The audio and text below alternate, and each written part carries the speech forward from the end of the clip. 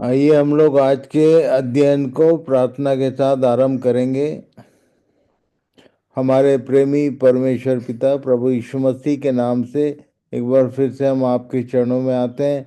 आपका धन्यवाद, आपकी बड़ाई प्रशंसा करते हैं। आपने हमें एक और मौका दिया कि आपके वचन पर हम अपना मन लगा सकें। और इसलिए प्रभु जी, हमें कनेक्शन को, जितने प्रिय लोग जुड़ रहे हैं सबको, और मैं अपने आप को भी आपके चरणों में सौंपता हूँ। हम सबके जीवनों के लिए आपकी सिद्ध मनसा प्रकट हो, ये हमारी प्रार्थना। आपने सुना, हम विश्वास करते हैं, धन्यवाद देते हैं। ये प्रार्थना हमारे प्रभु यीशु मसीह के पवित्र और मीठे नाम से मांगते हैं। आमीन।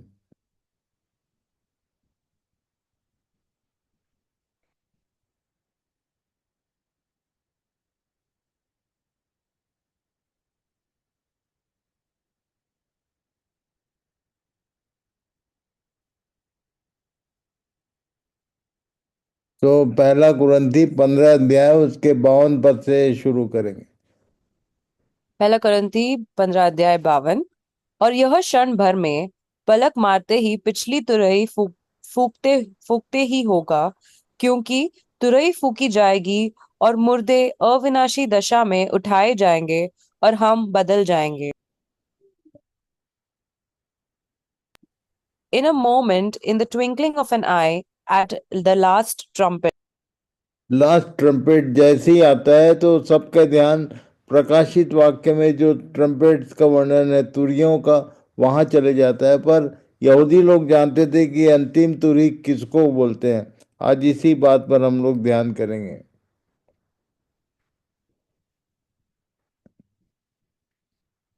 गिनती की पुस्तक 10 अध्याय उसके दूसरे पद में एक बात कही गई थी, बोलो।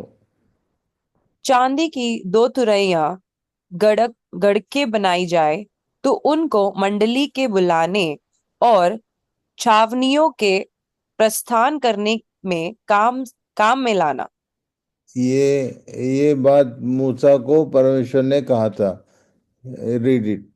Numbers 10:2 make two trumpets of hammered silver for calling the community to assemble and for signaling the breaking of camp.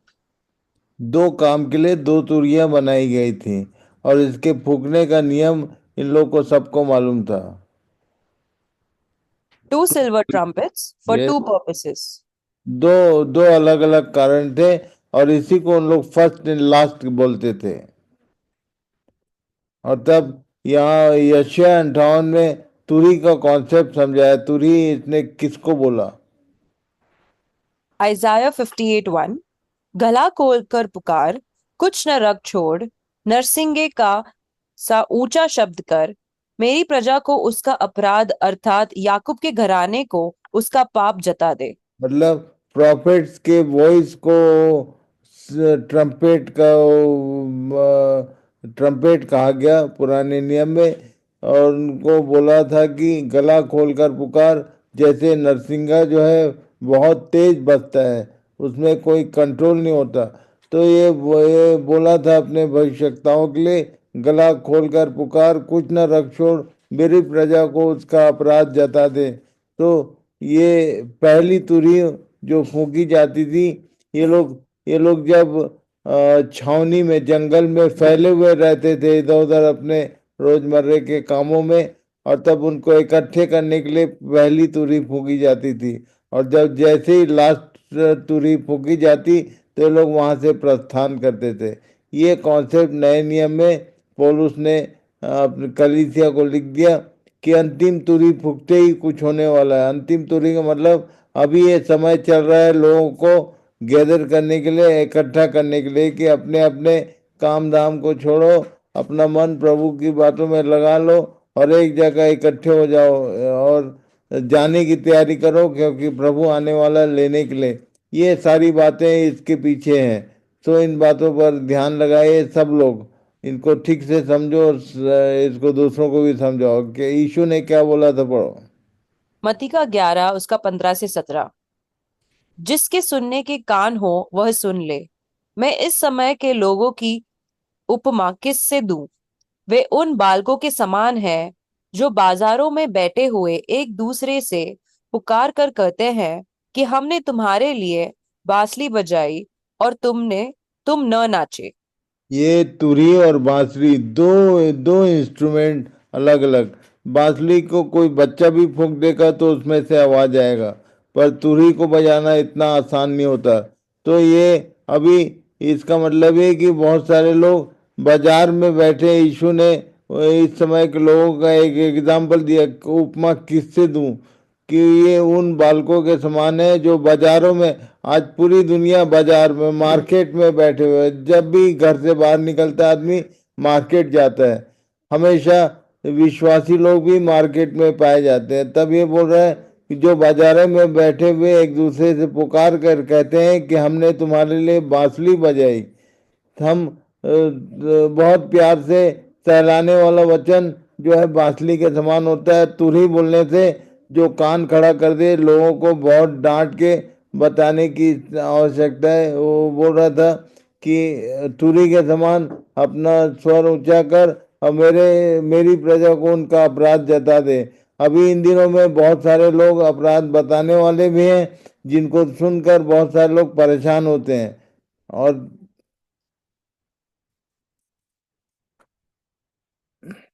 read it. He that hath ears to hear, let him hear. But whereunto shall I liken this generation? It is like unto children sitting in the markets, and calling unto their fellows, and saying, We have piped unto you, and ye have not danced. ये अभी कलीसियाओं में बहुत dance चल पड़ा है।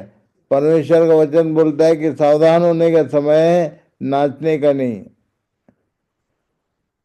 यिर्मयाह यिर्मयाह 25 उसके 3 4 5 में एक बात रिकॉर्ड रखता है परमेश्वर ऐसे। क्या लिखा पढ़ो। यिर्मयाह 25 3 से 5। आमोन के पुत्र यहूदा के राजा योशिया के राज्य के 13वें वर्ष से लेकर आज के दिन तक, अर्थात 23 वर्ष से यहोवा का वचन मेरे पास पहुंचता आया है, और मैं उसे बड़े यत्न के साथ तुमसे कहता आया हूं, परंतु तुमने उसे नहीं सुना।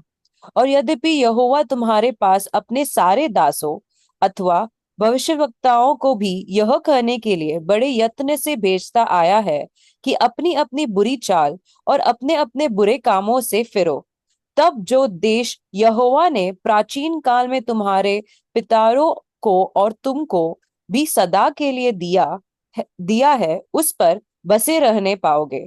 परंतु तुमने न तो सुना और न कान लगाया है। ये उसने पुराने नियम के अपने प्रजा से कहा था। ये लाइन आज भी हमारे लिए एप्लीकेबल है। अपना अपना हिसाब लगा लेना, कितने दिनों से परमेश्वर का वचन हम तक आ रहा है, पर हम उसके साथ गंभीर हैं या नहीं है। Read it in English also. Jeremiah chapter 25, 3 to 5. For the past 23 years, from 13th year of the reign of Josiah, son of Ammon, king of Judah, until now, the Lord has been giving me his messages. I have faithfully passed them on to you, but you have not listened. Again and again, the Lord has sent you his servants, the prophets, but you have not listened or even paid attention. ये बोलता है again and again the Lord has send his servants, पर तुम attention दे ही नहीं रहे। ये उसके record में वो नोटिस करता है अपने लोगों के लिए। इसलिए इस विषय को सावधानी से समझने का अपना ध्यान लगाइए। परमेश्वर का वचन आज के दिन ये बोलना चाहता है, जिस दिन लास्ट ट्रम्पेट होगा उस दिन पलक झपकते ऐसा, वे इन अ ट्विंकल ऐसा लिखा है। एक पलक झपकते ही फिर समय नहीं रहेगा हमको तैयारी करने का। This is the time. ये परमेश्वर अपने लोगों को भेज भेज कर अपने लोगों के द्वारा बार बार चिता रहा है कि तुम इस संसार से अपने आप को अलग करके और अपने आप को समेट के तैयारी कर लो, कि जिस दिन भी अंतिम तुरही फूंकी जाए उस दिन हम यहाँ से परिवर्तित होकर निकल जाएंगे। मरकुस का 7वां उसका 6 से 8। ये लोग होठों से तो मेरा आदर करते हैं, पर उनका मन मुझसे दूर रहता है।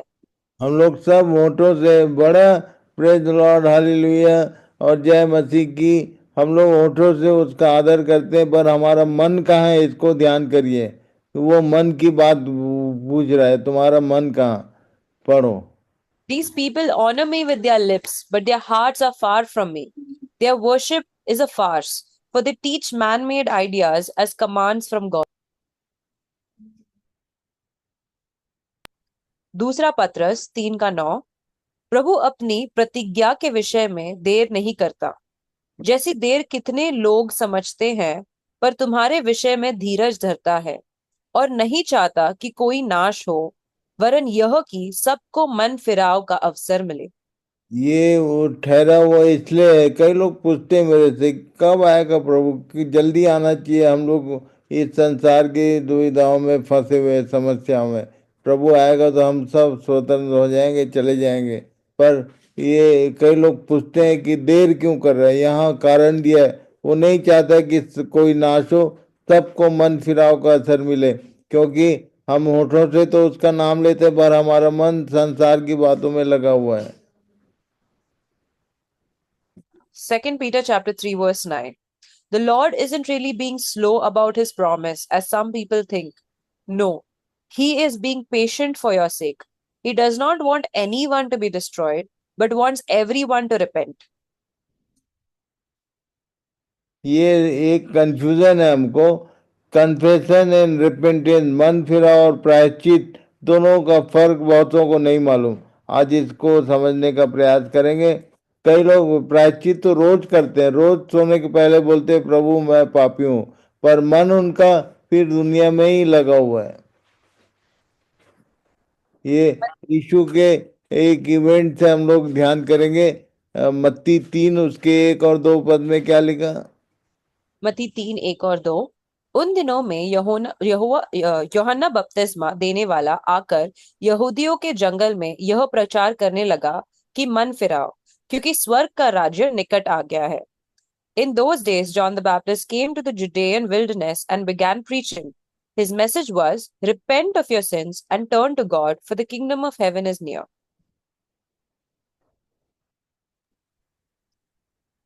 ये मत्ती का 3:5 से 8। तब यरूशलेम के और सारे यहूदियों के और यरदन के आसपास के सारे देश के लोग उसके पास निकल आए और अपने अपने पापों को मानकर यरदन नदी में उससे बपतिस्मा लिया। जब उसने बहुतेरे फरीसियों और सदुकियों को बपतिस्मा के लिए अपने पास आते देखा, तो उनसे कहा कि वे सांप के बच्चों कि हे सांप के बच्चों, तुम्हें किसने जता दिया कि आने वाले क्रोध से भागो? सो मन फिराओ कि योग्य फल लाओ। People from Jerusalem and all of Judea and all over Jordan Valley went out to see and hear John. And when they confessed their sins, he baptized them in the Jordan River. But when he saw many Pharisees and Sadducees coming to watch him baptize, he denounced them. You brood of snakes, he claimed, who warned you to flee from the wrath? Prove by the way you live that you have repented of your sins and turned to God.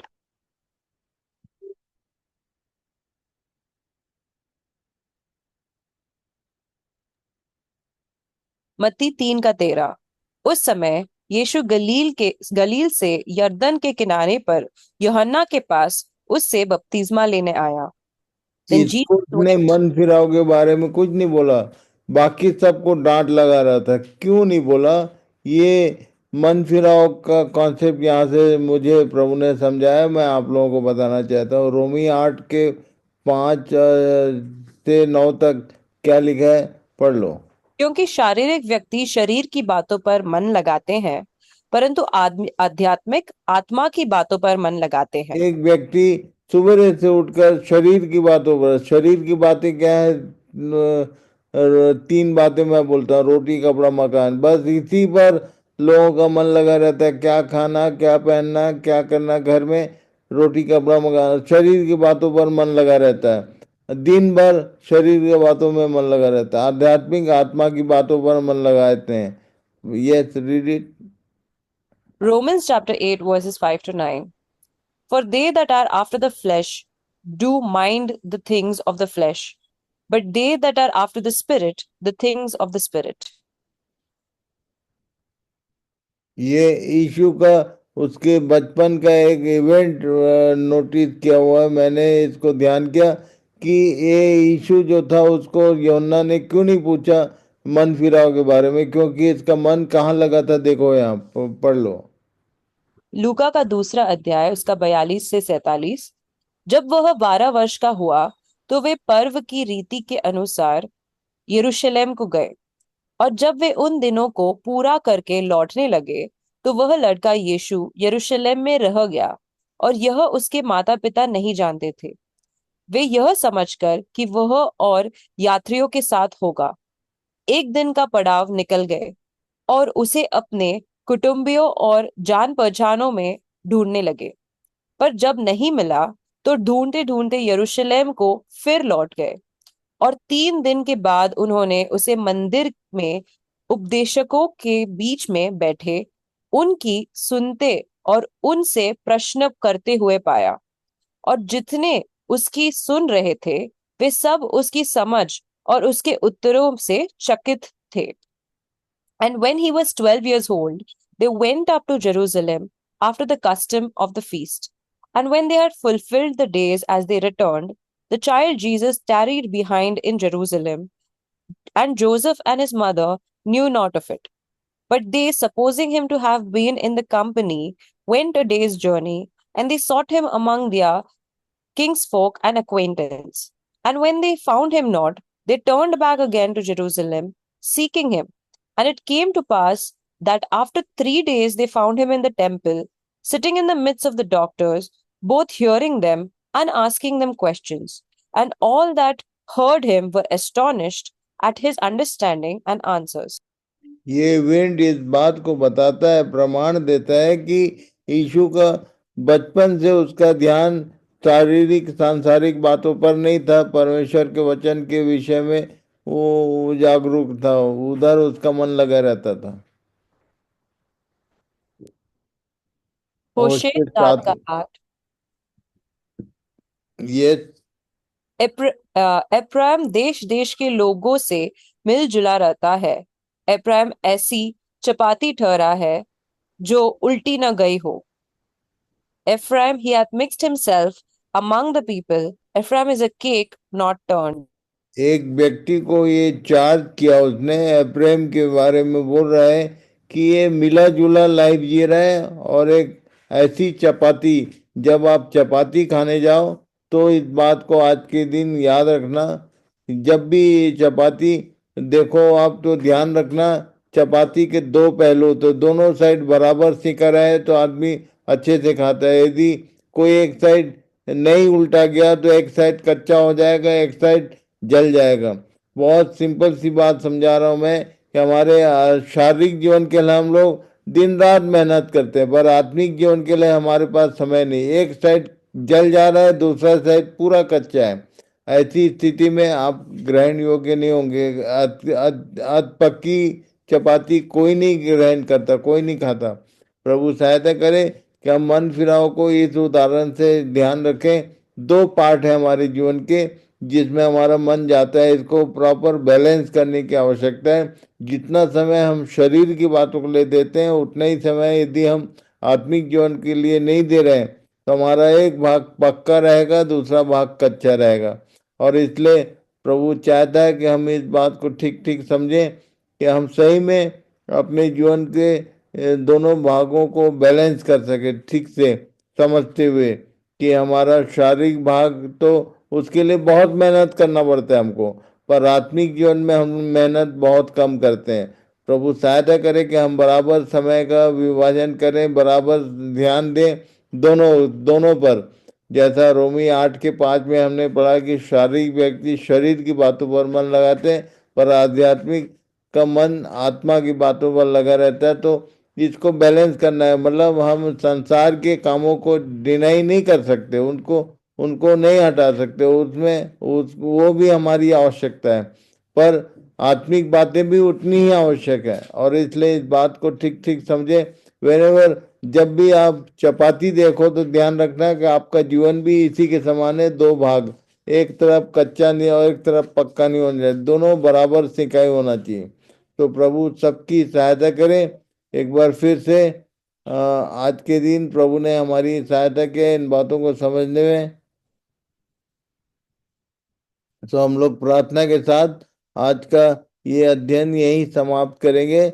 और मैं request pastor Claudius, are you there? हाँ भैया। हाँ, प्रार्थना कर। Can you hear me? Yeah. Okay. Hallelujah, praise you Jesus. दयालु प्रेमी पिता, धन्यवाद करते हैं आपका इस सुंदर दिन को जो आपने हमें दिया। ये सुंदर संगति में प्रभु आपने हमें न्योता दिया, आमंत्रित किया प्रभु। सभी लोग जुड़ पाए पिता परमेश्वर, जो जुड़े प्रभु उनके लिए धन्यवाद करते हैं। हमारे लिए मदद मांगते हैं प्रभु कि जो कुछ आज हमने भैया से सीखा प्रभु, आपके वचनों के माध्यम से हमें सहायता कर प्रभु, कि ये सारी चीजें हम हमारे जीवन में सचमुच में इसे ग्रहण करके उसे उपयोग में ला सके पिता परमेश्वर। उसी तरह जिए प्रभु जिस तरह से आपका वचन कहता है। हम क्षमा चाहते हैं प्रभु, अब तक जो चीजें हम नजरअंदाज करते आए हैं, सहायता कर प्रभु कि आने वाले दिनों में, आज से अभी से प्रभु, आने वाले दिनों में हम उसको उसका गलत मतलब निकाल कर प्रभु अपने अपने आप के हिसाब से न चलें प्रभु। सारी बातों को प्रभु जो गलत थी आपके चरणों में रखते हैं। हमें सहायता कर प्रभु कि उनका फिर से हम कभी उपयोग ना कर पाए, और जो बातें आपने हमें आज सिखाई हैं प्रभु, उनको ग्रहण करके उसी तरह से हम जी पाए, ये आपसे चाहते हैं पिता परमेश्वर। सभी के लिए प्रभु अच्छा स्वास्थ्य, अच्छा मन प्रभु, और मीठी नींद आज रात के लिए पिता परमेश्वर मांगते हैं। पिता परमेश्वर धन्यवाद करते हैं आपका हमें चेताने के लिए कि हमारा जीवन किस तरह से हमने व्यतीत करना है, इंतजार करते हुए तैयारी में लगे रहना है पिता परमेश्वर। हम सबकी सहायता कर प्रभु, ताकि हम इन्हीं बातों पर ध्यान करके हमारा जीवन व्यतीत करें। धन्यवाद प्रभु एक बार फिर इस संगति के लिए, इस अध्ययन के लिए। धन्यवाद करते हुए प्रभु यह प्रार्थना हम यीशु मसीह नाजरीन के नाम में करते हैं। धन्यवाद। आमीन आमीन आमीन। God bless you pastor, thank you very much. और God Prabhu bless you, brother. सबको आशीष दे। इन वचनों को ध्यान कीजिए और ध्यान करके केवल अपने लिए नहीं, दूसरों को भी जो आपके आसपास है उनके साथ भी शेयर करिए। तो थैंक यू वेरी मच। आज के दिन प्रभु ने हमारी सहायता किया, उसको धन्यवाद करते हैं। सबके सबको shalom. Shalom, everyone. Shalom, Pastor. Shalom, Shalom, everyone. Pastor. Shalom, everyone. Shalom, everyone. God bless you. Shalom shalom Shalom, Pastor. Shalom, everyone. Shalom, Shalom, all. God bless. Shalom, Dadu. Shalom shalom.